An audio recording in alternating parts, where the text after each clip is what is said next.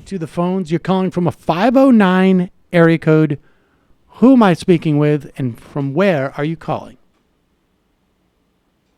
Hey, Sam, this is Ronald Reagan. I'm calling from Portland, Oregon. Oh, Ronald Reagan from Portland, Oregon.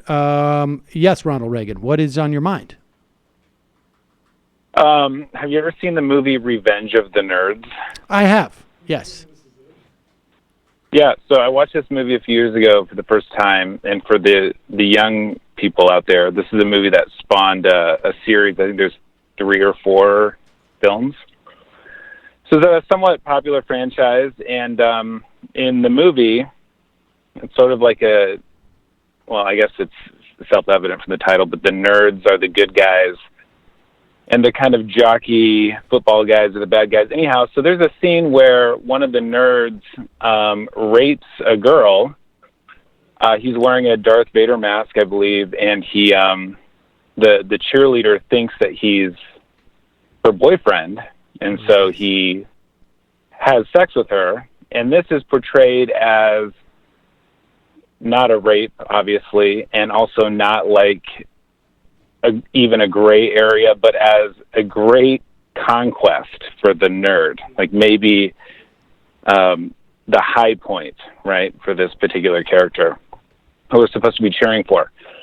And so I've been thinking about this movie in light of, the Kavanaugh stuff and everything that's going on, and it seems like really sadly a missed opportunity as sort of a culture and a society to look back at who we are and who we've been, and to sort of take inventory and to realize that we've got a long ways to go, because these incidents in the Kavanaugh thing come about more or less at the same time. The movie's from 1984. And it's really troubling that not only are we hearing sort of like the vehement denials, but also this idea that none of that stuff matters. If it was a long time ago, or I think even Kavanaugh said, well, everyone does stuff that you cringe at, but he hasn't copped to anything right that he would cringe at. Or, he's denying having ever done something that he would cringe at. So I don't even know why he would say that. But I think 2 things can be true at the same time. The first thing is that we, on the issue of sex and gender equality, we've been a really disgusting society for a long time, and we have a lot of work to do. And another thing can be true, which is that not everyone in 1984 raped. There were, despite a really nasty culture that existed, there were plenty of like good dudes who, weren't raping. But I thought maybe early on he would come out and say something like, I don't know why I thought this, but no, but you know what? If he had done that, I honestly believe that.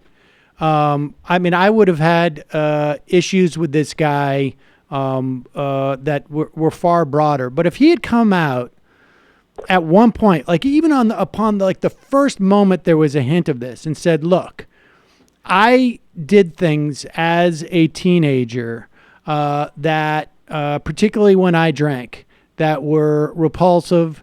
These are things that I think about, and I'm giving him the benefit of doubt of actually being sincere at that moment. Right. These are things that I think about and have impacted me as I look back on my life, and I have tried to live my life in a way that would make up for the shame that I felt in that moment, that I'm aware of what I did was hurtful, and I realize, I was an immature person, and et cetera, right? If showed some sense of accountability, some sense of remorse, some awareness of that it's an injustice that has existed in society for an extended period of time, right? That women have had to live in society with this as a common feature, which has impacted their lives across the board, right? And in a myriad of ways that